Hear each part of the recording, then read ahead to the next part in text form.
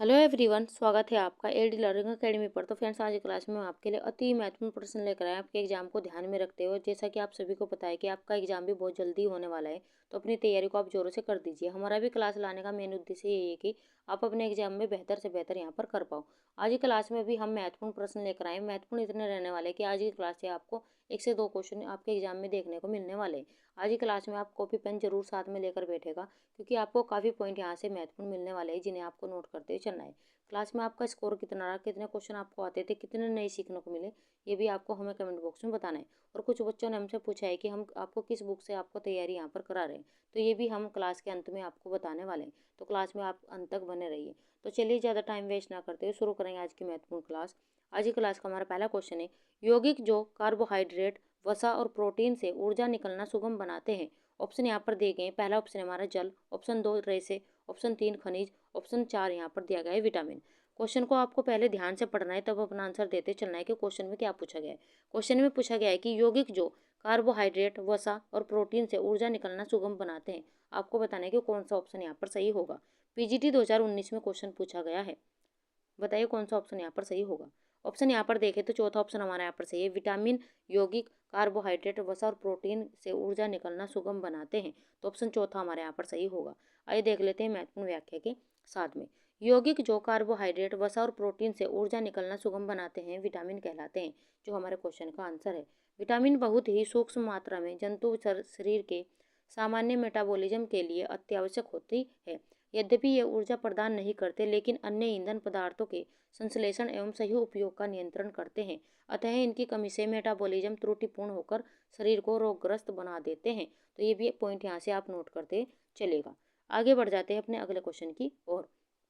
हमारा दूसरा महत्वपूर्ण प्रश्न है, निम्नलिखित विटामिन ए की कमी के विकार है। यहाँ पर आपको विटामिन ए की कमी से होने वाले विकार आपको बताना है। पहला पॉइंट दिया गया है जीरप्थेलमिया, दूसरा पॉइंट है यहाँ पर रतौंधी, तीसरा है ओस्टोपोरोसिस, यहाँ पर चौथा पॉइंट दिया गया है क्रिटिनिज्म, पांचवा पॉइंट दिया गया है आपको केरेटोमलेशिया। आपको बताना है कि कौन कौन से यहाँ पर विटामिन ए की कमी के विकार हैं। क्या पहला ऑप्शन सही यहाँ पर सही होगा, दूसरा होगा, तीसरा होगा या चौथा होगा।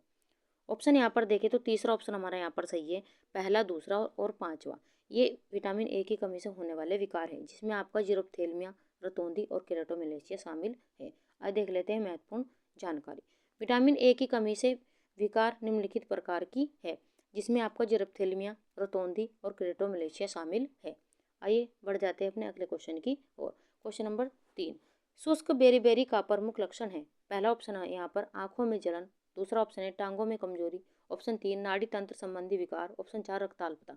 पीजीटी 2006 में क्वेश्चन पूछा गया है। आपको बताना है कि शुष्क बेरी का प्रमुख लक्षण है, तो क्या इसका लक्षण है ये आपको बताना है। अगर हम यहाँ पर बात करें ऑप्शन की, तो ऑप्शन तीसरा हमारे यहाँ पर सही है, नाड़ी तंत्र संबंधी विकार है, तो ऑप्शन तीसरा हमारे यहाँ पर सही है। यहाँ पर बेरी की अगर हम यहाँ पर बात करें, तो बेरी नामक रोग विटामिन B1 यानी कि थायमीन की कमी से होने वाला रोग है। थायमीन, ये भी आप नोट करते चलेगा, क्योंकि कई बार एग्जाम में यहाँ से क्वेश्चन पूछा गया है। आइए बढ़ जाते हैं अपने अगले क्वेश्चन की और। क्वेश्चन नंबर 4, एस्कॉर्बिक एसिड को कहा जाता है vitamin B, vitamin A, vitamin C या विटामिन डी। आप यहाँ पर देख सकते हैं महत्वपूर्ण प्रश्न है। जीआईसी प्रवक्ता एग्जाम 2009 और 15 और पीजीटी 2013 और 5 में क्वेश्चन ये पूछा गया है। तो महत्वपूर्ण प्रश्न आप यहाँ पर लगाते हुए चलेगा। आपको बताना है कि एस्कॉर्बिक एसिड को कहा जाता है, तो क्या कहा जाता है ये आपको बताना है। अगर हम बात करें एस्कॉर्बिक एसिड की, तो विटामिन सी कहा जाता है, तो ऑप्शन हमारा तीसरा यहाँ पर सही होगा, विटामिन सी। आगे बढ़ जाते हैं अपने अगले क्वेश्चन की ओर। क्वेश्चन नंबर 5, बेकिंग पाउडर अथवा खाने का सोडा मिलाकर भोजन पकाने से नष्ट होने वाला पौष्टिक तत्व है। विटामिन बी, खनिज लवण, प्रोटीन या कार्बोज। आपको यहाँ पर क्वेश्चन को ध्यान से पढ़ते चलना है। यहाँ पर क्वेश्चन में पूछा गया है कि बेकिंग पाउडर अथवा खाने का सोडा मिलाकर भोजन पकाने से होने वाला यानी कि नष्ट होने वाला पौष्टिक तत्व आपको बताने के कौन सा होगा। ऑप्शन यहाँ पर देखें तो पहले ऑप्शन हमारा यहाँ पर सही, विटामिन बी। विटामिन बी नष्ट हो जाता है, तो ऑप्शन पहले ही हमारा यहाँ पर सही है। आइए देख लेते हैं महत्वपूर्ण व्याख्या के साथ में। बेकिंग सोडा या खाने का सोडा मिलाकर भोजन पकाने से उसमें उपस्थित विटामिन बी नष्ट हो जाता है, जो हमारे क्वेश्चन का आंसर है। कुछ विटामिन हवा, जल तथा ऊष्मा के प्रति बेहद संवेदनशील होते हैं, जिसमें विटामिन बी सर्वाधिक संवेदनशील होते हैं, क्योंकि ये जल में घुलनशील विटामिनों का समूह होता है। ये भी क्वेश्चन यहाँ से पूछा गया है। विटामिन बी समूह में मुख्यतः विटामिन B1 को यदि बेकिंग सोडा के साथ पकाया जाए तो यह लगभग 77% नष्ट हो जाता है। तो आप इसे भी नोट करते हुए चलेगा, कितने प्रतिशत नष्ट हो जाता है, 77% नष्ट हो जाता है। तो ये भी यहाँ से महत्वपूर्ण पॉइंट यहाँ पर बन रहे हैं, तो आप इन्हें भी नोट करते हुए चलेगा। आगे बढ़ जाते हैं अगले क्वेश्चन की और। क्वेश्चन नंबर 6, कोणीय मुख शोध होता है कि इसकी कमी के कारण। आपको यहाँ पर दिया गया है कि कोणीय मुख शोध जिसे स्टोमेटिटिस, ये आपको बताना है कि किसकी कमी के कारण होता है। ऑप्शन यहाँ पर देखे बायोटीन, ऑप्शन 2 राइबोफ्लेविन, ऑप्शन यहाँ पर 3 थियामाइन, ऑप्शन 4 बायोटीन। टीजीटी 2005 में ये क्वेश्चन पूछा गया है। आपको बताना है कि किसकी कमी के कारण मुख शोध होता है। ऑप्शन यहाँ पर देखें तो ऑप्शन दूसरा हमारे यहाँ पर सही है, राइबोफ्लेविन। ऑप्शन दूसरा हमारे यहाँ पर सही होगा। आइए देख लेते हैं महत्वपूर्ण जानकारी के साथ में। कोणीय मुख शोध राइबोफ्लेविन की कमी के कारण होता है, जो हमारे क्वेश्चन का आंसर है। राइबोफ्लेविन की खोज 1930 में जर्मनी में हुई थी। तो इसकी खोज कब हुई थी, ये भी क्वेश्चन यहाँ से बन रहा है। तो 1930 में जर्मनी में हुई थी। इसकी अधिकहीनता होने पर होठों का रंग गहरा लाल हो जाता है, वे होठों के किनारे कट जाते हैं। तो ये भी आप नोट करते चलेगा। आगे बढ़ जाते हैं अगले क्वेश्चन की और। क्वेश्चन नंबर 7, वह युक्ति जो सोडियम, पोटेशियम और कैल्शियम जैसे कुछ धातु आयनों की सांद्रता को निर्धारित करने के लिए जैव रसायन विश्लेषण में प्रयुक्त होती है। ऑप्शन पहला यहाँ पर दिया गया फ्लोरासेंस स्पेक्ट्रोस्कोपी, दूसरा ऑप्शन हमारा photo electric flame photometer, option यहाँ पर तीसरा दिया गया फोटोमीटर, ऑप्शन यहाँ पर चौथा दिया गया है उक्त में से कोई भी नहीं। यहाँ पर उक्त में से कोई भी नहीं, आपको बताना है कि कौन सा ऑप्शन यहाँ पर सही होगा। DSSB PGT 2018 में ये क्वेश्चन यहाँ से पूछा गया है। तो आपको बताना है कि कौन सा ऑप्शन यहाँ पर सही होगा।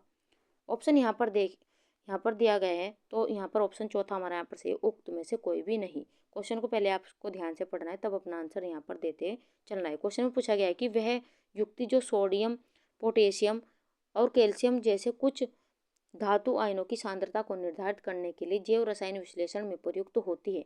तो कौन सा ऑप्शन यहाँ पर सही होगा, तो इनमें से कोई भी ऑप्शन सही नहीं होगा। तो चौथा ऑप्शन हमारे यहाँ पर सही है, उक्त में से कोई भी नहीं। आइए बढ़ जाते हैं अपने अगले क्वेश्चन की और। क्वेश्चन नंबर 8, मैग्नीशियम खालिस्तान हेतु महत्वपूर्ण है। आपको बताने कि मैग्नीशियम किसके लिए महत्वपूर्ण है। हड्डी बनने, बवेल गति, अंग सुरक्षा या जल पुनः प्राप्ति। DSSB PGT 2018 में ये क्वेश्चन यहाँ से पूछा गया है। आपको बताने कि कौन सा ऑप्शन यहाँ पर सही होगा। मैग्नीशियम है यहाँ पर खाली स्थान दिया गया है, आपको बताने कि हेतु महत्वपूर्ण है, किसके लिए यहाँ पर महत्वपूर्ण होगा ये आपको बताना है। ऑप्शन यहाँ पर देखें तो पहले ऑप्शन हमारे यहाँ पर से मैग्नीशियम हड्डी बनने हेतु महत्वपूर्ण है, तो पहले ऑप्शन हमारे यहाँ पर सही है। आगे बढ़ जाते हैं अपने अगले क्वेश्चन की और। क्वेश्चन नंबर 9, किस खनिज की कमी शिशु मृत्यु दर, क्रिटिनिज्म एवं घेंगा से संबंधित है। आपको बताना है कि किस खनिज की कमी यानी कि शिशु मृत्यु दर और क्रिटिनिज्म एवं घेंगा से संबंधित है। आपको बताना कि कौन सा ऑप्शन यहाँ पर सही होगा। तांबा, option 2 magnesium, option 3 iodine, option 4 zinc.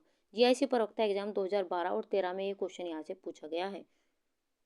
अगर आपको यहाँ से शिशु मृत्यु दर और क्रिटिनिज्म से भी आपको नहीं पता है, तो आपको यहाँ पर घेंगा से यहाँ पर आपको पता यहाँ पर लग जाना चाहिए कि कौन सा ऑप्शन यहाँ पर सही होगा। तो ऑप्शन हमारा यहाँ पर तीसरा सही है, आयोडीन। आयोडीन खनिज की कमी से शिशु मृत्यु दर, क्रिटिनिज्म और घेंगा ये आयोडीन से संबंधित है। तो ऑप्शन हमारा तीसरा यहाँ पर सही है। आइए बढ़ जाते हैं अपने अगले क्वेश्चन की और। क्वेश्चन नंबर 10, ICMR 2010 द्वारा एक 15 वर्षीय लड़की के लिए दी गई लौह की प्रस्तावित पौष्टिक आवश्यकता है। यहाँ पर दिया गया है पहला ऑप्शन 45 मिलीग्राम प्रतिदिन, ऑप्शन 2 से 27 मिलीग्राम प्रतिदिन, ऑप्शन 3 32 मिलीग्राम प्रतिदिन, ऑप्शन 4 28 मिलीग्राम प्रतिदिन। UGC नेट एग्जाम 2018 में क्वेश्चन पूछा गया है और ये पूछा गया है ICMR 2010 के द्वारा। आपको बताने कि कौन सा ऑप्शन यहाँ पर सही होगा। ऑप्शन यहाँ पर देखें तो दूसरा ऑप्शन हमारे यहाँ पर से 27 मिलीग्राम प्रतिदिन। ICMR 2010 द्वारा एक 15 वर्षीय लड़की के लिए दी गई लौह तत्व की प्रस्तावित पौष्टिकता की आवश्यकता होती है 27 मिलीग्राम प्रतिदिन। तो ऑप्शन हमारे यहाँ पर दूसरा सही है। आइए देख लेते हैं महत्वपूर्ण जानकारी के साथ में। ICMR 2010 द्वारा एक 15 वर्षीय लड़की के लिए दी गई लौह की प्रस्तावित पौष्टिक आवश्यकता 27 मिलीग्राम प्रतिदिन है। हमारे शरीर में लोहा अत्यंत ही अल्प मात्रा में विद्यमान रहता है, परंतु अत्यंत अल्प मात्रा में होते हुए भी इसकी महत्ता बहुत अधिक है। यह शरीर को स्वस्थ रखने के लिए बहुत ही आवश्यक है। लोहे की कमी से रक्त अल्पता, यहाँ से भी क्वेश्चन पूछा गया कि लोहे की कमी से कौन सा रोग हो जाता है, तो यहाँ पर रक्त अल्पता हो जाती है। ICMR 2020 के अनुसार 5 वर्षीय लड़की में लोह की दैनिक मात्रा यहाँ पर बताई गई है मिलीग्राम प्रतिदिन। तो ये भी आप नोट करते चलेगा, यहाँ से भी महत्वपूर्ण पॉइंट आपके बन रहे हैं। आगे बढ़ जाते हैं अपने अगले क्वेश्चन की ओर। क्वेश्चन नंबर 11, मेगालोब्लास्टिक एनीमिया निम्न की कमी से होता है। ऑप्शन पहला लोहा, ऑप्शन 2 प्रोटीन, ऑप्शन 3 फोलिक अम्ल, ऑप्शन 4 साइनोकोबालमिन। आपको यहाँ पर बताना है कि मेगालोब्लास्टिक एनीमिया निम्न में से किसकी कमी के कारण होता है। कौन सा ऑप्शन यहाँ पर सही होगा। ऑप्शन यहाँ पर देखें तो 2 ऑप्शन हमारे यहाँ पर सही है। हमारा ऑप्शन यहाँ पर फोलिक अम्ल भी यहाँ पर सही होगा और साइनोकोबालमिन भी यहाँ पर सही होगा। आइए समझ लेते हैं किस प्रकार यहाँ पर होगा।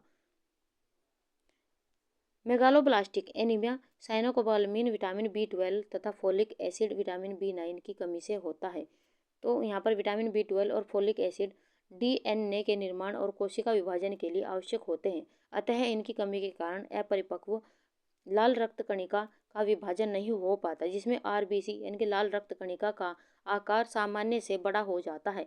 RBC का सामान्य से बड़ा होना ही मेगालोब्लास्टिक एनीमिया कहलाता है। तो आई होप आपकी समझ में आ गया होगा कि 2 ऑप्शन यहाँ पर सही है। यहाँ पर ऑप्शन 3 और चौथा यहाँ पर दोनों ही सही है। आगे बढ़ जाते हैं अगले क्वेश्चन की ओर। क्वेश्चन नंबर 12, प्राणीज भोज्य पदार्थों और वनस्पति भोज्य पदार्थों द्वारा प्राप्त होता है। ऑप्शन यहाँ पर दिए गए हैं वसा, प्रोटीन, खनिज लवण या उपरोक्त सभी। TGT 2004 में ये क्वेश्चन पूछा गया है। आपको बताना है कि कौन सा ऑप्शन यहाँ पर सही होगा। प्राणीज भोज्य पदार्थों और वनस्पति भोज्य पदार्थों द्वारा प्राप्त होता है, तो ये आपको बताना है कि क्या क्या प्राप्त होता है। ऑप्शन यहाँ पर देखें तो चौथा ऑप्शन हमारे यहाँ पर से उपरोक्त सभी, ये प्राणीज भोज्य पदार्थ और वनस्पति भोज्य पदार्थ द्वारा प्राप्त होते हैं। तो ऑप्शन हमारे यहाँ पर चौथा सही होगा। आगे बढ़ जाते हैं अपने अगले क्वेश्चन की ओर। फ्रेंड्स, हमारी वीडियो हमारा कंटेंट अगर आपको पसंद आ रहा हो तो लाइक सब्सक्राइब करना ना भूलें। अगर आप चैनल पर पहली बार आए तो चैनल को सब्सक्राइब करिए, बेल आइकन भी दबा लीजिए ताकि समय पर आपको वीडियोज़ के नोटिफिकेशन यहाँ पर मिलते रहे।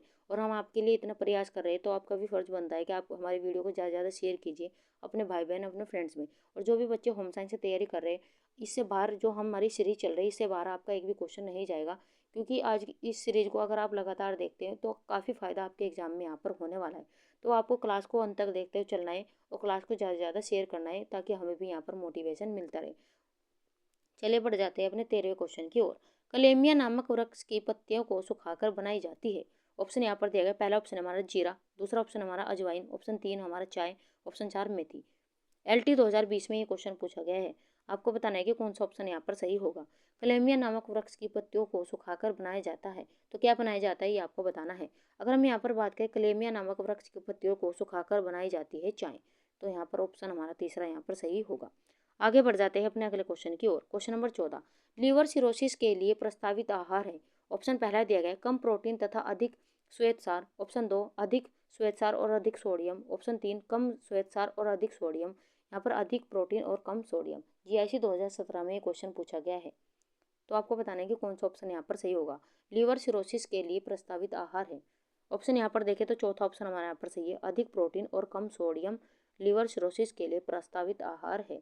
तो ऑप्शन चौथा हमारे यहाँ पर सही है। आगे बढ़ जाते हैं अपने अगले क्वेश्चन की ओर। क्वेश्चन नंबर 15, भोजन में सोडियम की अधिक मात्रा खालिस्तान होता है। आपको बताना है कि भोजन में सोडियम की अधिक मात्रा से होता है, तो आपको बताना है कि क्या होता है। ऑप्शन पहला दिया गया है बार बार मूत्र विसर्जन, ऑप्शन 2 निम्न रक्तदाब, ऑप्शन 3 यहाँ पर रक्तदाब बढ़ाना, ऑप्शन 4 बार बार पसीना आना। DSSB PGT 2018 में क्वेश्चन पूछा गया है। ऑप्शन यहाँ पर देखें तो तीसरा ऑप्शन हमारे यहाँ पर सही है, भोजन में सोडियम की अधिक मात्रा से रक्तदाब यहाँ पर बढ़ाना होता है। यहाँ पर तीसरा ऑप्शन हमारे यहाँ पर सही होगा। आगे बढ़ जाते हैं अगले क्वेश्चन की ओर। क्वेश्चन नंबर 16, हमारे शरीर में गुर्दे की सूजन की स्थिति में गुर्दों द्वारा खाली स्थान का उचित निष्कासन नहीं हो पाता है। Sodium, calcium, protein, potassium. LT 2020 में ये क्वेश्चन पूछा गया है। आपको क्वेश्चन को ध्यान से पढ़ना है कि क्वेश्चन में क्या पूछा जा रहा है। क्वेश्चन में पूछा गया है कि हमारे शरीर में गुर्दे की सूजन की स्थिति में गुर्दे द्वारा किसका उचित निष्कासन नहीं होता है। ऑप्शन यहाँ पर दिया गया है, आपको बताना है कि कौन सा ऑप्शन यहाँ पर सही होगा। ऑप्शन यहाँ पर देखें तो पहले ऑप्शन हमारे यहाँ पर सही है, हमारे शरीर में गुर्दे की सूजन की स्थिति में गुर्दे द्वारा सोडियम का उचित निष्कासन नहीं हो पाता है। तो ऑप्शन हमारा पहला ही यहाँ पर सही होगा। आगे बढ़ जाते हैं अपने अगले क्वेश्चन की और। क्वेश्चन नंबर यहाँ पर आप देख सकते हैं, इसकी व्याख्या भी हम आपके लिए लेकर आए। तो यहाँ पर व्याख्या दी गई है, हमारे शरीर में गुर्दे की सूजन की स्थिति में गुर्दे द्वारा सोडियम का उचित निष्कासन नहीं हो पाता है, जो हमारे क्वेश्चन का आंसर है। गुर्दे अपने काम करने में गड़बड़ी करने लगते हैं, शरीर में नमक जमा होने लगता है, जिससे आपकी पिंडली और टखनों में सूजन आने लगती है। गुर्दे की बीमारियों में एक महत्वपूर्ण बीमारी है गुर्दे में सूजन। यह वह क्षति होती है जो अगर थोड़ी ज़्यादा हो जाए तो स्थिति जीवन के लिए खतरनाक हो सकती है। गुर्दे हमारे शरीर के लिए विषाक्त और बेकार पदार्थों को छानकर पेशाब के माध्यम से बाहर निकालने के साथ साथ शरीर में पानी और तरल पदार्थों का संतुलन बनाए रखती है। तो यहाँ से महत्वपूर्ण पॉइंट भी बन जाते हैं। आई होप आपकी ये व्याख्या भी यहाँ पर समझ में आ गई होगी, तो इसे भी आप नोट करते चलेगा। आगे बढ़ जाते हैं अपने अगले क्वेश्चन की ओर। क्वेश्चन नंबर 17, खाद्य संरक्षण की घरेलू विधि है। ऑप्शन यहाँ पर पहला दिया गया है डिहाइड्रेशन द्वारा, ऑप्शन 2 रेफ्रिजरेशन द्वारा, ऑप्शन 3 यहाँ पर दिया गया नमक व चीनी द्वारा, या इनमें से सभी। पीजीटी 2009 में ये क्वेश्चन यहाँ से पूछा गया है। आपको बताना है कि कौन सा ऑप्शन यहाँ पर सही होगा। खाद्य संरक्षण की घरेलू विधि कौन कौन सी होगी आपको बताना है। ऑप्शन यहाँ पर देखें तो चौथा ऑप्शन हमारे यहाँ पर सही होगा, इनमें से सभी। ये सभी यहाँ पर विधि है, घरेलू विधि। आगे बढ़ जाते हैं अपने 18वें क्वेश्चन की ओर। यहाँ पर आप सही कर लीजिएगा, यहाँ पर ये क्वेश्चन है 18वां। निम्न में से कौन सा पदार्थ खाद्य संरक्षण में प्रयोग किया जाता है। ऑप्शन पहला दिया गया है sodium benzoate, option 2 sodium acetate, option 3 sodium carbonate, option 4 sodium chloride. GIC प्रवक्ता एग्जाम 2009, 15, 12 और 13 में क्वेश्चन पूछा गया है। तो आप महत्वपूर्ण यहाँ पर क्वेश्चन को लगाते हुए चलेगा। आपको बताना है कि निम्न में से कौन सा पदार्थ खाद्य संरक्षण में प्रयोग करने में किया जाता है। ऑप्शन यहाँ पर देखें तो पहले ऑप्शन हमारे यहाँ पर सही है सोडियम बेंजोएट, पहला ऑप्शन हमारे यहाँ पर सही होगा। आगे बढ़ जाते हैं अगले क्वेश्चन की ओर। क्वेश्चन नंबर 19, भंडार गृह में नमी होने पर डिब्बों को रखने के लिए पूर्व क्या करना चाहिए। यहाँ पर क्वेश्चन को ध्यान से पढ़ते चलना है कि भंडार गृह में नमी होने पर डिब्बों को रखने के पूर्व क्या करना चाहिए। पहला ऑप्शन दिया गया है डिब्बों को पानी में रखना चाहिए, ऑप्शन 2 डिब्बों को गर्म जल में रखना चाहिए, ऑप्शन 3 डिब्बों को तेल में डुबोकर उसे फिर यूं ही रखना चाहिए, ऑप्शन 4 तेल युक्त वस्त्र इसके चारों तरफ रगड़ देना चाहिए। टीजीटी 2004 में ये क्वेश्चन पूछा गया है।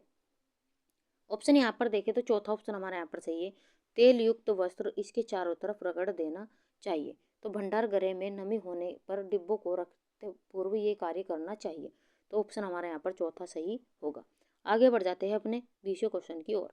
मिलावट कहते हैं, ऑप्शन यहाँ पर पहले दिया गया है बाहरी वस्तुओं को भोजन में मिलाने को, ऑप्शन 2 भोजन से मूल्यवान तत्वों को निकालने को, ऑप्शन 3 अधिक गुणवत्ता वाले पदार्थों के मूल्य पर कम गुणवत्ता का सामान बेचने को, या उपरोक्त सभी। यूपी टीजीटी 2021 में ये क्वेश्चन पूछा गया है। आपको बताना है कि मिलावट किसे कहते हैं, और ये क्वेश्चन अलग अलग तरह से कई बार एग्जाम में पूछा गया है। तो महत्वपूर्ण आप यहाँ पर लगाते हुए चलेगा। ऑप्शन यहाँ पर देखें तो चौथा ऑप्शन हमारे यहाँ पर से उपरोक्त सभी, यहाँ पर ऑप्शन हमारा चौथा सही होगा। आइए देख लेते हैं महत्वपूर्ण जानकारी।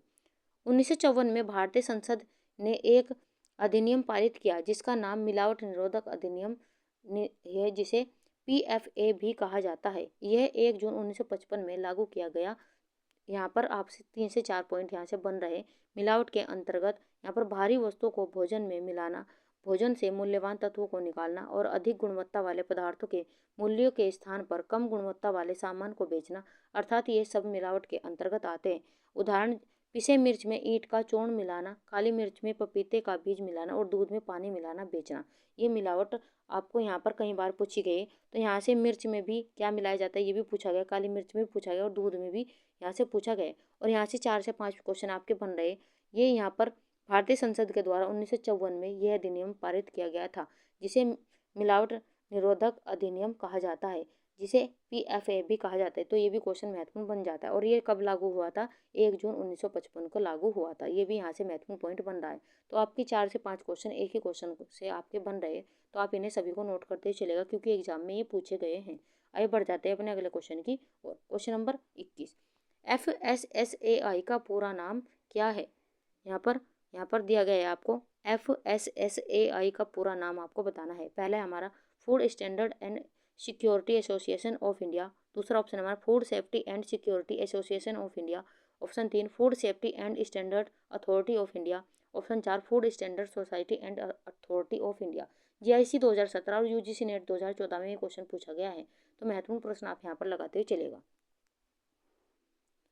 तो कौन सा ऑप्शन यहाँ पर सही होगा ये आपको बताना है।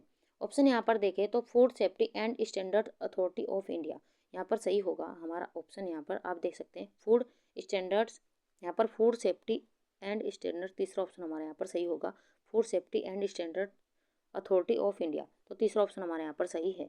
आज देख लेते हैं महत्वपूर्ण जानकारी के साथ में। FSSAI का पूरा नाम है food safety and standard authority of India. यह भारत सरकार के खाद्य मंत्रालय की एक एजेंसी है। यहाँ भी ये भी क्वेश्चन महत्वपूर्ण बन रहा है, तो आप इसे भी नोट करते चलेगा। आगे बढ़ जाते हैं अपने अगले क्वेश्चन की ओर। क्वेश्चन नंबर 22, हल्दी में मिलावट का प्रयोग परिरक्षण किस रासायनिक पदार्थ द्वारा किया जाता है? ऑप्शन पहला दिया गया सांद्र हाइड्रोक्लोरिक अम्ल द्वारा, ऑप्शन 2 लेड क्रोमेट द्वारा, ऑप्शन 3 सेक्रिन द्वारा या टेपियोका द्वारा। LT 2020 में ये क्वेश्चन पूछा गया है। आपको बताना है कि हल्दी में मिलावट का प्रयोग परीक्षण किस रासायनिक पदार्थ द्वारा किया जाता है? ऑप्शन यहाँ पर देखें तो पहले ऑप्शन हमारे यहाँ पर सही है, सांद्र हाइड्रोक्लोरिक अम्ल के द्वारा। हल्दी में मिलावट का प्रयोग परिरक्षण इस रासायनिक के द्वारा किया जाता है, तो पहले ऑप्शन हमारे यहाँ पर सही होगा। आगे बढ़ जाते हैं अपने 23वें क्वेश्चन की ओर। निम्न में से किस भोज्य पदार्थ में लाइकोपीन पाया जाता है? ऑप्शन पहला है पपीता, option 2 cherry, option 3 strawberry, option 4 चुकंदर। GIC 2017 में ये क्वेश्चन पूछा गया है और ये क्वेश्चन और भी तरीके से यहाँ पर कई बार एग्जाम में पूछा गया है, तो आपको बताना है कि कौन सा ऑप्शन यहाँ पर सही होगा। किस भोज्य पदार्थ में लाइकोपीन पाया जाता है? ऑप्शन यहाँ पर देखें तो पहले ऑप्शन हमारे यहाँ पर सही है, लाइकोपीन पपीता में पाया जाता है, तो पहला ऑप्शन हमारे यहाँ पर सही है। आगे बढ़ जाते हैं अपने अगले क्वेश्चन की ओर। क्वेश्चन नंबर 24, खाद्य पदार्थों में धवलीकरण का मुख्य कारण क्या है? ऑप्शन पहला दिया गया है नाशक जीव ग्रसन को रोकता है, ऑप्शन 2 खाद्य पदार्थ को साफ करता है, ऑप्शन यहाँ पर 3 खाद्य पदार्थों में एंजाइमों को निष्क्रिय करता है, या ऑप्शन 4 खाद्य पदार्थों को शुष्क होने से रोकता है। UGC नेट एग्जाम 2012 में ये क्वेश्चन यहाँ से पूछा गया है। आपको बताना है कि खाद्य पदार्थों में धवलीकरण का मुख्य कारण क्या होता है? ऑप्शन यहाँ पर देखें तो तीसरा ऑप्शन हमारे यहाँ पर सही है, खाद्य पदार्थों में एंजाइमों को निष्क्रिय बनाना इसका मुख्य कारण होता है, तो ऑप्शन हमारे यहाँ पर तीसरा यहाँ पर सही होगा। आगे बढ़ जाते हैं अपने अगले क्वेश्चन की ओर। क्वेश्चन नंबर 25, इस रेशा का आविष्कार होने के पश्चात इसका नाम टेरिलिन या डेक्रोन रखा गया? रेयोन, नाइलॉन, पॉलिएस्टर या लिनेन? हरियाणा PGT 2020 में क्वेश्चन पूछा गया है और महत्वपूर्ण प्रश्न आप यहाँ पर लगाते हुए चलेगा। क्वेश्चन को पहले आपको ध्यान से पढ़ना है कि क्वेश्चन में क्या पूछा गया है। क्वेश्चन में पूछा गया है कि आपको बताने कि ये कौन सा रेशा है, इस रेशे का आविष्कार होने के पश्चात इसका नाम टेरिलिन या डेक्रोन रखा गया। आपको बताने कि कौन सा ऑप्शन यहाँ पर सही होगा। ऑप्शन यहाँ पर देखें तो तीसरा ऑप्शन हमारे यहाँ पर सही है पॉलिएस्टर। तीसरा ऑप्शन हमारे यहाँ पर सही है। आइए देख लेते हैं महत्वपूर्ण व्याख्या के साथ में। पॉलिएस्टर रेशे का आविष्कार होने के पश्चात इसका नाम टेरिलिन या डेक्रोन रखा गया। ये यहाँ से हमारा जो महत्वपूर्ण क्वेश्चन यहाँ से बन रहा है। पॉलिएस्टर एक सिंथेटिक फाइबर है। यहाँ से भी ये भी क्वेश्चन एग्जाम में पूछा गया है कि कैसा फाइबर है, तो ये सिंथेटिक फाइबर है। एसिड और एल्कोहल के बीच रासायनिक प्रतिक्रिया से पॉलिएस्टर फाइबर बनते हैं। इस प्रतिक्रिया में 2 या 2 से अधिक अणु एक बड़े अणु बनाने के लिए संयोजित होते हैं। इसकी संरचना इसकी पूरी लंबाई में दोहराता है। पॉलिएस्टर फाइबर बहुत लंबे अणु बना सकते हैं और बहुत स्थिर और मजबूत होते हैं। तो यहाँ से भी महत्वपूर्ण पॉइंट आपके बन रहे हैं, इसे भी आप नोट करते चलेगा। आगे बढ़ जाते हैं अपने अगले क्वेश्चन की ओर। क्वेश्चन नंबर 26, कॉटन पॉलीमर में सबसे महत्वपूर्ण रासायनिक ग्रुप है? कार्बोक्सिलिक ग्रुप, हाइड्रोक्सिलिक ग्रुप, यहाँ पर सल्फ्यूरिक ग्रुप या amide group? RPSC school lecturer 2014 में क्वेश्चन पूछा गया है। आपको बताने कि कौन सा ऑप्शन यहाँ पर सही होगा।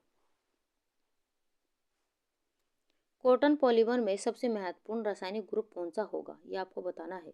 या कार्बोक्सिल ग्रुप होगा, या हाइड्रोक्सिल ग्रुप होगा, या सल्फ्यूरिक ग्रुप होगा, या एमाइड ग्रुप होगा? ऑप्शन यहाँ पर देखें तो दूसरा ऑप्शन हमारा यहाँ पर सही है, हाइड्रोक्सिल ग्रुप हमारा ऑप्शन यहाँ पर सही होगा। तो ऑप्शन हमारा यहाँ पर दूसरा सही है। आइए देख लेते हैं महत्वपूर्ण जानकारी के साथ में। कॉटन पॉलीमर में सबसे महत्वपूर्ण रासायनिक हाइड्रोक्सिल ग्रुप है।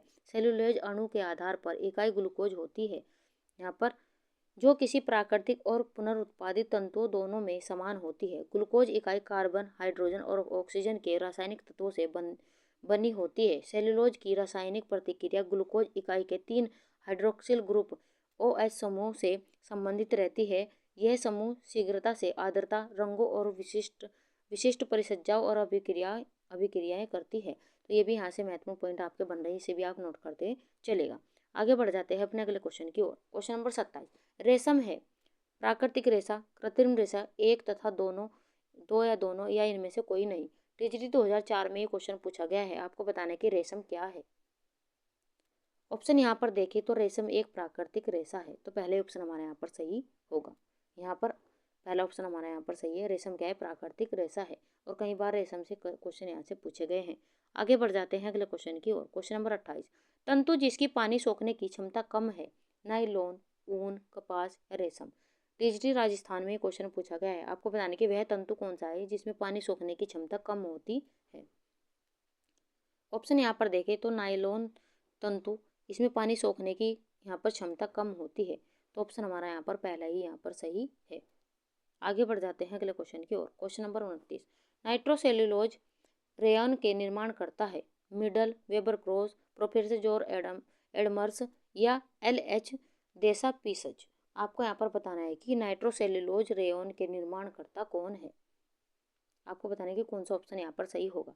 ऑप्शन यहाँ पर देखें तो तीसरा ऑप्शन हमारे यहाँ पर सही है, प्रोफेसर जॉर्ज एडमर्स, ये नाइट्रोसेल्यूलोज रेयन के निर्माण करता है। तो तीसरा ऑप्शन हमारे यहाँ पर सही है। आज देख लेते हैं महत्वपूर्ण व्याख्या के साथ में। नाइट्रोसेल्यूलोज रेयन का निर्माण सन 1855 ईस्वी में प्रोफेसर जॉर्ज एडमर्स ने किया था, जबकि 1884 में हिलेयर डी कार्डोनेट ने नाइट्रोसेल्यूलोज के प्रथम मानव निर्मित रेशा बनाया था, इसलिए इन्हें फादर ऑफ रेयन कहा जाता है। तो यहाँ से आपके 203 क्वेश्चन बन रहे। नाइट्रोसेल्यूलोज निर्माण की बात अगर करें तो 1855 में प्रोफेसर जॉर्ज एडमर्स के द्वारा किया गया था, लेकिन यहाँ पर 1884 में हिलेयर डी कार्डोनेट ने नाइट्रोसेल्यूलोज के प्रथम मानव निर्मित रेशा बनाया था। तो यहाँ से 2 से 3 क्वेश्चन आपके बन रहे। इन्हें फादर ऑफ रेयन भी कहा जाता है, ये भी आप नोट करते ही चलेगा, क्योंकि यहाँ से 2 से 3 क्वेश्चन महत्वपूर्ण बन रहे हैं। आगे बढ़ जाते हैं अपने अगले क्वेश्चन की ओर। फ्रेंड्स, हमारी वीडियो, हमारा कंटेंट अगर आपको पसंद आ रहा हो तो लाइक सब्सक्राइब करना ना भूलें। अगर आपको हमारा कंटेंट अच्छा भी नहीं लग रहा है तो आप इसे भी हमें कमेंट बॉक्स में ज़रूर बताएं, ताकि हम और भी इसमें सुधार कर सकें। अगर आपको कुछ कमियां दिखाई दे रही है तो ये भी आप हमें बता सकते हैं हमारे कमेंट बॉक्स में। तो अगर आपको कंटेंट अच्छा लग रहा हो तो लाइक सब्सक्राइब करना ना भूलें और वीडियो को ज़्यादा से ज़्यादा शेयर कीजिए अपने भाई बहन, अपने फ्रेंड्स में, और ताकि हमें भी यहाँ पर मोटिवेशन मिलता रहे। हमारा मोटिवेशन आप बढ़ाते रहिए। हम ऐसे ही आपके लिए और भी बेहतर से बेहतर प्रयास करते रहेंगे, आपको बेहतर से बेहतर कंटेंट आपको प्रोवाइड कराते रहेंगे। बस आप हमें अपना कीमती समय देते रहिए। तो चलिए अब देख लेते हैं अपना 30वां क्वेश्चन। रासायनिक रूप से नायलॉन है, polyester, polyamide, poly acrylo nitrile या इनमें से कोई नहीं। आपको बताना है कि यहाँ पर रासायनिक रूप से नायलॉन क्या है। क्या पॉलीएस्टर होगा, पॉलीएमाइड होगा, पॉली एक्राइलो नाइट्राइल होगा या इनमें से कोई नहीं। टीजीटी 2013 में ये क्वेश्चन पूछा गया है। आपको बताना है कि कौन सा ऑप्शन यहाँ पर सही होगा। ऑप्शन यहाँ पर देखें तो दूसरा ऑप्शन हमारे यहाँ पर सही है, रासायनिक रूप से नायलॉन है पॉलीएमाइड। यहाँ पर दूसरा ऑप्शन हमारे यहाँ पर सही है। आइए देख लेते हैं महत्वपूर्ण जानकारी के साथ में। रासायनिक रूप से नायलॉन पॉलीएमाइड रेशे का उदाहरण है, जो हमारे क्वेश्चन का आंसर है। नायलॉन ऐसे छोटे कार्बनिक अणुओं के बहुलीकरण की प्रक्रिया द्वारा बनाया जाता है। नायलॉन मानव निर्मित संश्लिष्ट किया गया पहला रेशा था। तो ये भी आप नोट करते चले, नायलॉन मानव द्वारा संश्लिष्ट किया गया पहला रेशा था, जिसका निर्माण सर्वप्रथम सन 1935 ईस्वी में किया गया था तथा व्यापारिक उत्पादन 1939 ईस्वी में शुरू हुआ। नायलॉन का प्रयोग मछली पकड़ने वाले जाल में, पैराशूट के कपड़े में, टायर, दांत ब्रश तथा पर्वतारोहण के लिए रस्सी बनाने, यहाँ पर रस्सी आदि बनाने के लिए किया जाता है। तो किन किन में इसका प्रयोग किया जाता है? मछली पकड़ने वाले जाल में, पैराशूट में और टायर में, दांत ब्रश में और पर्वतारोहण के लिए रस्सी बनाने में इसका प्रयोग किया जाता है। तो यहाँ से 4 से 5 क्वेश्चन यहाँ महत्वपूर्ण बन रहे हैं, ये भी आप नोट करते चलेगा। आगे बढ़ जाते हैं अगले क्वेश्चन की और। क्वेश्चन नंबर 31, इनमें से कौन सी बुनावट टॉवल बनाने के लिए अधिक उपयुक्त है? साधारण बुनावट, बास्केट बुनावट, पाइल बुनावट या ड्रिल बुनावट। DSSB टीजीटी 2014 में ये क्वेश्चन पूछा गया है। आपको बताना है कि इनमें से कौन सी बुनावट टॉवल बनाने के लिए अधिक उपयुक्त है। आपको बताना है कि कौन सा ऑप्शन यहाँ पर सही होगा। ऑप्शन यहाँ पर देखें तो पहले ऑप्शन हमारे यहाँ पर सही है, साधारण बुनावट टॉवल बनाने में अधिक उपयुक्त है। तो पहले ही ऑप्शन हमारे यहाँ पर सही है। आगे बढ़ जाते हैं अगले क्वेश्चन की और। क्वेश्चन नंबर 32, प्रिंटिंग पेस्ट को गाढ़ा करने के लिए किसका उपयोग किया जाता है? Copper sulphide, sodium alginate, potassium ferrocyanide या क्लोरोटेट। आपको बताने की कौन सा ऑप्शन यहाँ पर सही होगा। प्रिंटिंग पेस्ट को गाढ़ा करने के लिए किसका प्रयोग किया जाता है? ऑप्शन यहाँ पर देखें तो दूसरा ऑप्शन हमारे यहाँ पर सोडियम एल्जिनेट का प्रयोग किया जाता है प्रिंटिंग पेस्ट को गाढ़ा करने के लिए। तो ऑप्शन हमारा यहाँ पर दूसरा सही है। आगे बढ़ जाते हैं अगले क्वेश्चन की और। क्वेश्चन नंबर 33, वस्त्रों पर नमूने छापने की सबसे प्राचीन हस्त विधि है? रोलर छपाई, स्टेंसिल छपाई, स्क्रीन छपाई या ठप्पा छपाई? यूपीपीजीटी 2021 में ये क्वेश्चन यहाँ से पूछा गया है। आपको बताना है कि कौन सा ऑप्शन यहाँ पर सही होगा। वस्त्रों पर नमूने छापने की सबसे प्राचीन हस्त विधि है। ऑप्शन यहाँ पर देखें, अगर हम आयोग के अनुसार यहाँ पर क्वेश्चन देखें तो पहला ऑप्शन हमारा यहाँ पर सही होगा। आयोग ने यहाँ पर रोलर छपाई को यहाँ पर ऑप्शन यहाँ पर उठाया है, तो ये भी आप नोट करते चलेगा। लेकिन अगर यहाँ पर प्राचीन छपाई की बात करें तो ऑप्शन चौथा हमारे यहाँ पर सही होगा। तो आयोग की बात करें तो पहला ऑप्शन सही है। अगर यहाँ पर सबसे प्राचीन हस्तविधि की बात करें तो ठप्पा छपाई यहाँ पर आंसर होगा। तो यहाँ पर आप देख सकते हैं महत्वपूर्ण जानकारी के साथ में। पहले हम देख लेते हैं रोलर छपाई। ये ठप्पा छपाई का ही मशीनी रूप होती है। उभरे हुए नमूनेदार बेलनों द्वारा वस्त्रों पर नमूने छापने की विधि को रोलर छपाई कहा जाता है। यहाँ पर ठप्पा छपाई वस्त्रों पर नमूने छापने की यह सबसे प्राचीन हस्त विधि है। अगर यहाँ पर आयोग की बात करें तो आयोग ने यहाँ पर रोलर छपाई को उठाया, लेकिन यहाँ पर सबसे प्राचीन विधि ठप्पा छपाई होगी। यह बहुत धीमी विधि है। सामान्यतः कम लंबाई वाले वस्त्रों पर ठप्पा की जाती है। स्क्रीन छपाई छपाई की इस विधि में एक विशेष प्रकार का फ्रेम प्रयोग किया जाता है। यह फ्रेम आकार में सीमित होता है, जिससे वस्त्र का कुछ भाग ही छप पाता है। फ्रेम को वस्त्र के ऊपर रखकर छपाई की जाती है। एक स्थल छप जाने पर उसी फ्रेम को दूसरे स्थल पर रखकर छपाई करते हैं। स्टेंसिल छपाई, यहाँ पर आप देख लेते हैं स्टेंसिल छपाई। छपाई की यह विधि जापान में विकसित हुई थी। स्क्रीन छपाई स्टेंसिल छपाई का ही सुधरा हुआ रूपांतरित रूप है। तो अब यहाँ पर नोट करके भी यहाँ पर दिया गया है कि इसका उत्तर आयोग के द्वारा रोलर छपाई माना है, परंतु वस्त्रों पर नमूने छापने की सबसे प्राचीन विधि होगी ठप्पा छपाई। अब अगर ये क्वेश्चन एग्जाम में आता है, एग्जामिनर यहाँ पर अगर हम बात करें आयोग की तो क्या उठाता है, ये आप यहाँ पर देखते हुए चलिएगा, क्योंकि यहाँ पर आयोग के द्वारा रोलर छपाई होगा, लेकिन अगर सबसे प्राचीन की बात करें तो ठप्पा छपाई होगा। आई होप आपकी सब कुछ यहाँ पर समझ में आ गया होगा। तो चलिए आगे बढ़ जाते हैं अगले क्वेश्चन की ओर। क्वेश्चन नंबर 34, रंगाई में नमक डाला जाता है अवशोषकता के लिए, रेचन के लिए, घुलनशीलता के लिए या उपरोक्त सभी के लिए? आरपीएससी स्कूल यहाँ पर लेक्चरर यहाँ पर 2013 और यूजीसी नेट एग्जाम 2017 में क्वेश्चन यहाँ से पूछा गया है और महत्वपूर्ण प्रश्न आप यहाँ पर लगाते हुए चलेगा। आपको बताना है कि रंगाई में नमक डाला जाता है, आपको बताना है कि किसके लिए डाला जाता है। ऑप्शन यहाँ पर देखें तो दूसरा ऑप्शन हमारे यहाँ पर सही है, रेचन के लिए रंगाई में नमक डाला जाता है। तो ऑप्शन दूसरा हमारे यहाँ पर सही है। आगे बढ़ जाते हैं अगले क्वेश्चन की ओर। क्वेश्चन नंबर 35, वाट रंजक का उदाहरण है इंडिगो, नमक, हल्दी या काला नमक? टीजीटी 2011 में क्वेश्चन पूछा गया है। आपको बताना है कि वाट रंजक का उदाहरण है। आपको बताना है कौन सा ऑप्शन यहाँ पर सही होगा। अगर हम यहाँ पर वाट रंजक की बात करें तो इसका उदाहरण है इंडिगो। ऑप्शन हमारा पहला ही यहाँ पर सही है। आगे बढ़ जाते हैं अगले क्वेश्चन की ओर। क्वेश्चन नंबर 36, धुलाई की विभिन्न विधियों में गलत है। यहाँ पर आपको गलत पूछा गया है, ऐसे क्वेश्चन को ध्यान से पढ़ते हुए चलना है। यहाँ पर आपको धुलाई की विधियाँ दी गई है, आपको बताने की कौन सी गलत है। मशीन द्वारा, चूषण विधि, हल्का दाब डालकर या पटक कर? टीजीटी 2004 में क्वेश्चन पूछा गया है। आपको बताना है कि धुलाई की विभिन्न विधियों में कौन सी गलत है। तो अगर हम यहाँ पर बात करें धुलाई की विभिन्न विधियों की, तो यहाँ पर ये भी मशीन द्वारा भी सही होगी, चूषण विधि भी सही है और हल्का दाब डालकर भी सही है। लेकिन यहाँ पर जो ऑप्शन यहाँ पर दिया गया है, यहाँ पर गलत पूछा गया है, तो चौथा ऑप्शन हमारा यहाँ पर सही होगा। पटक्कर ये धुलाई विधि की गलत विधि है, तो ऑप्शन चौथा हमारे यहाँ पर सही है। आगे बढ़ जाते हैं अगले क्वेश्चन की ओर। क्वेश्चन नंबर 37, परिवार की विभिन्न स्थितियों तथा आय पर दाब सबसे अधिक कब होता है? यहाँ पर परिवार की विभिन्न स्थितियों में आपको बताना है कि आय पर दाब सबसे अधिक कब होता है। क्या बुढ़ापे में होगा, केवल पति पत्नी होंगे जब होगा, या जब बच्चे कॉलेज जाते हैं तब होगा, या पति पत्नी तथा बच्चे होंगे तब होगा? टीजीटी 2005 में क्वेश्चन पूछा गया है। आपको बताना है कि आय पर दाब सबसे अधिक कब होता है। ऑप्शन यहाँ पर देखें तो ऑप्शन तीसरा हमारे यहाँ पर सही, जब बच्चे कॉलेज जाते हैं तब यहाँ पर परिवार की विभिन्न स्थितियों में आय पर सबसे अधिक दाब होता है।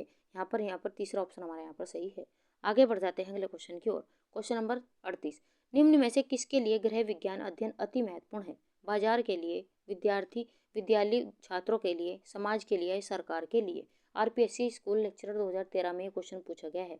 आपको बताने कि निम्न में से किसके लिए गृह विज्ञान अध्ययन अति महत्वपूर्ण है। ऑप्शन यहाँ पर देखें तो तीसरा ऑप्शन हमारे यहाँ पर सही, समाज के लिए गृह विज्ञान अति आवश्यक है। यहाँ पर तीसरा ऑप्शन हमारे यहाँ पर सही होगा। आइए देख लेते हैं महत्वपूर्ण जानकारी के साथ में। समाज के लिए गृह विज्ञान का अध्ययन अति महत्वपूर्ण है, जो हमारे क्वेश्चन का आंसर है, क्योंकि गृह विज्ञान की शिक्षा एक नारी को पूर्णता प्रदान करती है।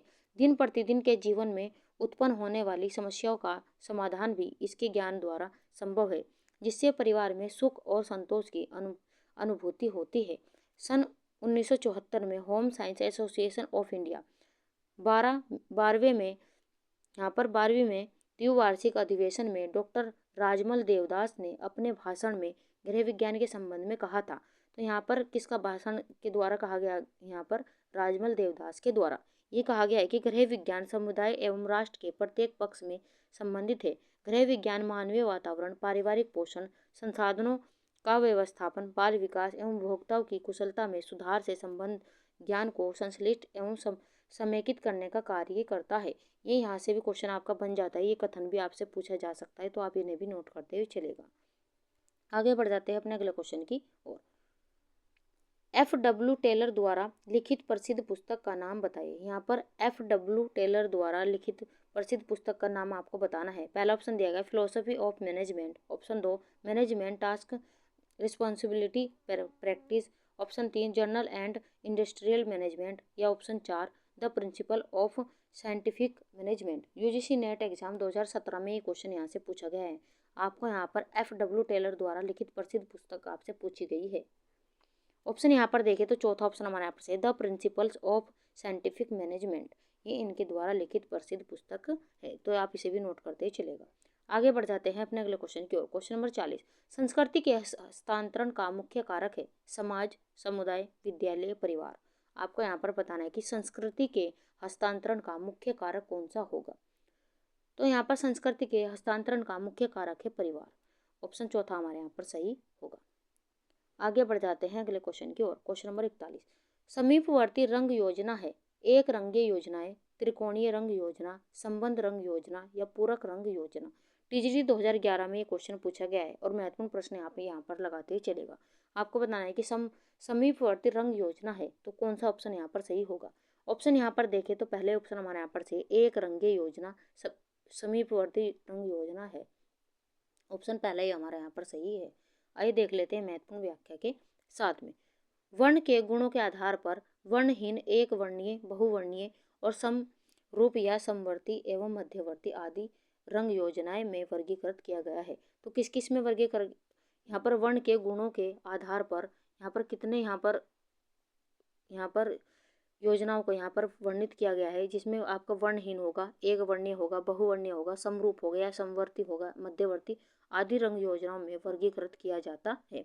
वर्ण चक्र में जो निकटवर्ती रंग एक ही परिवार के होते हैं का चयन समीपवर्ती रंग संतति कहलाता है। जैसे नारंगी, लाल, बैंगनी, यहाँ पर दिया गया आपको पीला, धानी, हरा आदि समीपवर्ती रंग योजनाएं कहलाती हैं। इस प्रकार आप यहाँ पर देख सकते हैं। तो यहाँ पर भी आप नोट करते चलेगा इन पॉइंटों को। आगे बढ़ जाते हैं अगले क्वेश्चन की ओर। क्वेश्चन नंबर 42, फूलों की व्यवस्था का उद्देश्य चारों ओर खुशी, जीवन और सौंदर्य भरना है, यह किसने कहा है। यहाँ पर एक कथन दिया गया है, आपको बताना है कि महत्वपूर्ण कथन किसके द्वारा कहा गया है। A.H. रट द्वारा, या सुमति मुताम्बी द्वारा, रहीना बेगम द्वारा, या श्री लक्ष्मी के द्वारा। टीजीटी 2019 में क्वेश्चन पूछा गया है। आपको यहाँ पर कथन दिया गया है फूलों की व्यवस्था का उद्देश्य चारों ओर खुशी, जीवन और सौंदर्य भरना है। आपको बताना है कि महत्वपूर्ण कथन किसका है। ऑप्शन यहाँ पर देखें, महत्वपूर्ण कथन दिया गया है A.H. रट के द्वारा, तो पहला ही ऑप्शन हमारे यहाँ पर सही है। आगे बढ़ जाते हैं अपने अगले क्वेश्चन की ओर। क्वेश्चन नंबर 43, इनमें से कौन सी पुष्प सज्जा नहीं है। शोका, इकेबाना, मेरीबाना या सोएबाना। जीआईसी प्रवक्ता एग्जाम 2009 और 15 में क्वेश्चन पूछा गया है और यहाँ से कई बार पुष्प सज्जा से महत्वपूर्ण प्रश्न पूछे गए, तो महत्वपूर्ण लगाते चलेगा। यहाँ पर कौन सी पुष्प सज्जा नहीं है, ये आपको बताना है। ऑप्शन यहाँ पर देखें तो पहले ऑप्शन हमारा यहाँ पर शोका, ये पुष्प सज्जा नहीं है। ऑप्शन यहाँ पर हमारा पहले ही यहाँ पर सही होगा। इकेबाना जापान की पुष्प सज्जा है। ये क्वेश्चन कई बार एग्जाम में पूछा गया है। इकेबाना और मोरीबाना, यहाँ से क्वेश्चन कई बार एग्जाम में पूछे गए, तो आप इन्हें भी नोट करते चलेगा। आगे बढ़ जाते हैं अगले क्वेश्चन की ओर। क्वेश्चन नंबर 44, बैठक और पढ़ने के कमरे में कितने वाट का बल्ब लगाना चाहिए। 60 वाट का, 40 वाट का, 100 वाट का, या 150 वाट का। टीजीटी 2005 में क्वेश्चन पूछा गया है। आपको बताना है कि बैठक और पढ़ने के कमरे में कितने वाट का बल्ब लगाना चाहिए। ऑप्शन यहाँ पर देखें तो यहाँ पर तीसरा ऑप्शन हमारे यहाँ पर से 100 वाट का बल्ब लगाना चाहिए पढ़ने और बैठक के कमरे में, क्योंकि इससे आपको पढ़ने में आसानी रहती है और आंखों के लिए भी ये अच्छा माना जाता है, तो इसलिए आपको यहाँ पर 100 वाट का बल्ब लगाना चाहिए। तो ऑप्शन तीसरा हमारे यहाँ पर सही होगा। आगे बढ़ जाते हैं अपने अगले क्वेश्चन की ओर। क्वेश्चन नंबर 45, प्रसार शिक्षा का प्रथम चरण है ध्यान आकर्षण, इच्छा, संतुष्टि या रुचि। यूपीटीजीटी 2021 और यूपीएलटी यहाँ पर 2018 में क्वेश्चन पूछा गया है और महत्वपूर्ण प्रश्न आप यहाँ पर लगाते हुए चलेगा। आपको यहाँ पर बताना है कि प्रसार शिक्षा का प्रथम चरण है, तो क्या प्रथम चरण होगा प्रसार शिक्षा का, ये आपको बताना है। ऑप्शन यहाँ पर देखिए तो ध्यान आकर्षण प्रसार शिक्षा का प्रथम चरण है, तो पहले ऑप्शन हमारे यहाँ पर सही होगा। आइए देख लेते हैं महत्वपूर्ण जानकारी के साथ में। प्रसार शिक्षा के सामान्य चरण, तो कौन कौन से चरण यहाँ पर दिए गए हैं, जिसमें पहला है हमारा ध्यान आकर्षण, ये हमारे क्वेश्चन का आंसर है। दूसरा है हमारा अभिरुचि, तीसरा हमारा इच्छा, चौथा हमारा विश्वास, पांचवा हमारा जानकारी, फिर छठा हमारा क्रिया और संतुष्टि हमारा सातवां और आठवां हमारा मूल्यांकन यहाँ पर होगा। तो इस प्रकार हमारा पहले ऑप्शन यहाँ पर सही है। पहला ऑप्शन में हमारा ध्यान आकर्षण प्रसार शिक्षा का पहला चरण है। आइए बढ़ जाते हैं अगले क्वेश्चन की ओर। किसी कंप्यूटर का मस्तिष्क होता है ALU, CPU, कंट्रोल यूनिट या मदरबोर्ड। टीजीटी राजस्थान में ये क्वेश्चन पूछा गया। आपको बताना है कि किसी कंप्यूटर का मस्तिष्क कहा जाता है। आपको बताना है कि कंप्यूटर का ब्रेन किसे कहा जाता है। ऑप्शन यहाँ पर देखें तो दूसरा ऑप्शन हमारा यहाँ पर सही है। CPU को यहाँ पर कंप्यूटर का मस्तिष्क कहा जाता है। आगे बढ़ जाते हैं अगले क्वेश्चन की ओर। क्वेश्चन नंबर 47, प्रसार शिक्षण की जनसंपर्क विधि है दृश्य श्रव्य साधन, option 2 internet, option 3 social media या ऑप्शन 4 उपरोक्त सभी। यूपीपीजीटी 2021 में क्वेश्चन पूछा गया है। यहाँ पर आप ध्यान से देखते चलिएगा। पीजीटी में ये क्वेश्चन पूछा गया है। आपको बताना है कि प्रसार शिक्षण के जनसंपर्क की विधि होगी, तो कौन सा यहाँ पर ऑप्शन सही होगा, ये आपको बताना है। अगर हम प्रसार शिक्षण की जनसंपर्क की विधि की बात करें तो दृश्य श्रव्य साधन भी ये भी विधि होगी, इंटरनेट भी होगा और सोशल मीडिया भी होगी। तो इस प्रकार हमारा चौथा ऑप्शन यहाँ पर सही है, उपरोक्त सभी हमारा आंसर यहाँ पर होगा। आइए देख लेते हैं महत्वपूर्ण जानकारी के साथ में। प्रसार कार्य के अंतर्गत प्रसार कार्यकर्ता को ग्रामीणों से संपर्क बनाना पड़ता है, जिससे वह नए ज्ञान और नई पद्धति को उन तक पहुँचा सके। कभी कभी कुछ सूचनाएं बड़े शिष्ट जनसमूह तक पहुँचानी होती है, इसके लिए विकट संपर्क स्थापित करना पड़ता है। विकट जनसंपर्क प्रसार संस्थाओं, निदेशालयों, मंत्रालयों आदि के द्वारा बनाए जाते हैं। इसके लिए विभिन्न साधन हैं, जैसे मुद्रित सामग्रियाँ, समाचार पत्र, पत्रिका, सूचना पत्र, परिपत्र, विज्ञप्ति, पोस्टर, चार्ट, दृश्य श्रव्य साधन, टेलीविजन, इंटरनेट इत्यादि उपयोग किए जाते हैं। तो यहाँ से महत्वपूर्ण पॉइंट आपके बन रहे हैं, इन्हें भी आप नोट करते चलेगा। आगे बढ़ जाते हैं अगले क्वेश्चन की ओर। क्वेश्चन नंबर 48, संचार का SMCRE मॉडल किसके द्वारा दिया गया था? रंजीत सिंह, थामा, लीगन या उपरोक्त में से कोई भी नहीं। उत्तराखंड असिस्टेंट प्रोफेसर 2015 और GIC प्रवक्ता एग्जाम 2013 और 14 में पूछा गया है। तो आप महत्वपूर्ण प्रश्न इसे लगाते हुए चलेगा। आपको बताना है कि कौन सा ऑप्शन यहाँ पर सही होगा। यहाँ पर आपको बताना है कि संचार का SMCRE मॉडल किसके द्वारा दिया गया था? क्या यहाँ पर रंजीत सिंह के द्वारा दिया गया था, थामा के द्वारा दिया गया था, लीगन के द्वारा दिया गया था, या उपरोक्त में से कोई भी आंसर यहाँ पर नहीं होगा। ऑप्शन यहाँ पर देखें तो चौथा ऑप्शन हमारा यहाँ पर से उपरोक्त में से कोई भी नहीं। यहाँ पर चौथा ऑप्शन हमारा यहाँ पर सही है। आइए देख लेते हैं महत्वपूर्ण जानकारी के साथ में। SMCRE मॉडल, यह मॉडल सूपे के द्वारा प्रतिपादित है। तो यहाँ पर किसके द्वारा प्रतिपादित है? सूपे के द्वारा प्रतिपादित है। सूपे का मॉडल जिन संयोग गंगों से मिलकर बना है या रंगों से मिलकर बना है, उसमें प्रथम अक्षरों को यहाँ पर एकत्रित करके इस मॉडल को SMCRE का नाम दिया गया है। सूपे के अनुसार कोई भी संदेश स्रोत द्वारा माध्यम के जरिए प्राप्तकर्ता तक पहुँचाया जाता है। प्रसार शिक्षा में ऐसे संदेश का संबंध किसी विचारधारा, किसी कौशल, किसी मनोवृत्ति या किसी यहाँ पर फिर किसी भाव या विचार से होता है। तो यहाँ से महत्वपूर्ण पॉइंट आपके बन रही, से भी आप नोट करते चलेगा। आगे बढ़ जाते हैं अगले क्वेश्चन की ओर। क्वेश्चन नंबर 49, जानकारी एकत्रित करने के तरीके को कहा जाता है? साधन, अवलोकन, पद्धति या तकनीक। उत्तराखंड असिस्टेंट प्रोफेसर 2015 में ये क्वेश्चन पूछा गया है। आपको यहाँ पर बताना है कि जानकारी एकत्रित करने के तरीकों को क्या कहा जाता है। ऑप्शन यहाँ पर देखें तो जानकारी एकत्रित करने के तरीके को साधन कहा जाता है। तो पहले ऑप्शन हमारा यहाँ पर सही है। आगे बढ़ जाते हैं अपने क्लास के अंतिम क्वेश्चन की ओर। संचारक की मुख्य विशेषताएं हैं? रुचि, विषय का ज्ञान, अच्छा व्यवहार या उपरोक्त सभी। उत्तराखंड असिस्टेंट प्रोफेसर 2015 में क्वेश्चन पूछा गया है। आपको बताना है कि संचारक की प्रमुख विशेषता है, तो क्या विशेषताएं होगी ये आपको बताना है। अगर हम यहाँ पर संचारक की विशेषताओं की बात करें तो रुचि भी होगा, विषय का ज्ञान भी होगा, अच्छा व्यवहार भी होगा। तो इस प्रकार हमारा चौथा ऑप्शन यहाँ पर सही है। तो चौथा ऑप्शन हमारा यहाँ पर सही होगा। आइए देख लेते हैं महत्वपूर्ण व्याख्या के साथ में। संचारक की मुख्य विशेषताएं निम्नलिखित है, जिसमें हमारा विषय का ज्ञान होना चाहिए, इसके बिना संचार सही ढंग से नहीं हो सकता। तो विषय का ज्ञान भी होना चाहिए। दूसरा है हमारा रुचि होना चाहिए, अच्छा व्यवहार होना चाहिए, सहानुभूतिपूर्ण होना चाहिए, और यहाँ पर ग्राम विकास के प्रति आस्थावान होना चाहिए, और नई पद्धति तथा नई तकनीकों में विश्वास होना चाहिए। तो ये महत्वपूर्ण यहाँ पर विशेषताएं दी गई है संचारक की, तो इन्हें भी आप नोट करते चलेगा। तो चलिए फ्रेंड्स, ये थी आज की हमारी क्लास।